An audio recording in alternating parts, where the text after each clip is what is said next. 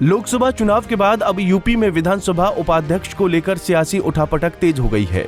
पिछली बार की तरह इस बार भी उपाध्यक्ष पद पर खेला करने की बीजेपी की पूरी तैयारी है।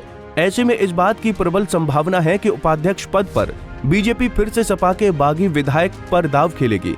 इससे वो सदन में सपा को बड़ा झटका देने के साथ ही अखिलेश यादव की पसंद का उपाध्यक्ष फिर नहीं बनने देगी। अगर ऐसा होता है तो आम चुनाव में हार के बाद बीजेपी की ओर से विपक्ष को यूपी में ये पहला झटका होगा।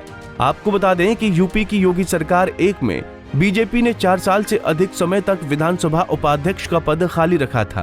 कार्यकाल समाप्त होने के आखिरी साल में सपा के बागी विधायक नितिन अग्रवाल को सरकार ने उपाध्यक्ष बनाया था, जिनका कार्यकाल महज 3 माह ही रहा था। साल 2022 की शुरुआत में विधानसभा के चुनाव के बाद योगी सरकार 2 में भी ये पद खाली है। करीब 2.5 साल के कार्यकाल में अभी तक उपाध्यक्ष पद पर विपक्ष के सदस्य को आसीन नहीं किया गया, जबकि नियमानुसार सदन में उपाध्यक्ष का पद विपक्ष के पास रहता है, लेकिन बीजेपी विपक्ष को ये मौका देना नहीं चाहती है। हालांकि लोकसभा चुनाव के नतीजे आने के बाद से यूपी में विधानसभा उपाध्यक्ष बनाने की सुगबुगाहट तेज हुई है, लेकिन इसके पीछे योगी सरकार का मुख्य विपक्षी दल सपा के सदस्यों को स्थान देना नहीं, बल्कि सपा के बागी को इस पद पर लाने की तैयारी बीजेपी फिर से करती दिख रही है। राज्यसभा चुनाव में सपा के जिन 7 विधायकों ने अपनी पार्टी से बगावत करके बीजेपी प्रत्याशी को जिताया था, उनमें से किसी एक विधायक को उपाध्यक्ष के पद पर बीजेपी बिठा सकती है। ये बात किसी से छुपी नहीं है कि सपा के इन बागी विधायकों ने आम चुनाव में भी बीजेपी का चुनावी मंच साझा किया है। ऐसे में पहले की तरह ही बीजेपी विपक्षी सदस्य पर अपनी मुहर लगाकर उसे उपाध्यक्ष की कुर्सी पर बिठाने की रणनीति बना रही है।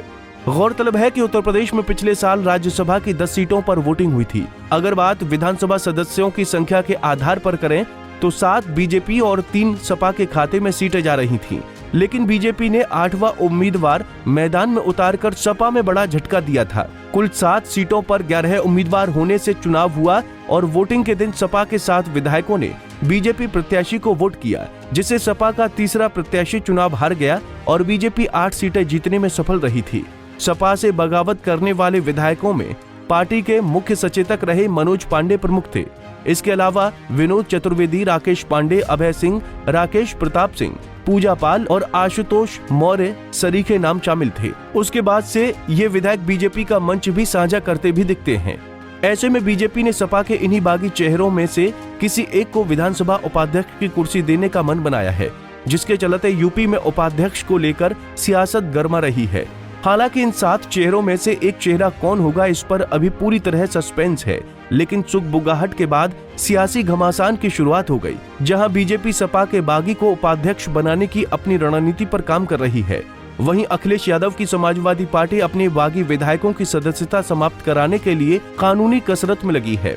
सपा सूत्रों की माने तो पार्टी से गद्दारी करने वाले विधायकों को सपा मुखिया अखिलेश यादव माफ करने के मूड में नहीं है। सपा का हर संभव प्रयास है कि उनके खिलाफ पार्टी विरोधी गतिविधियों में शामिल होने के सबूत जुटाकर सभी की विधानसभा सदस्यता को समाप्त कराया जाए।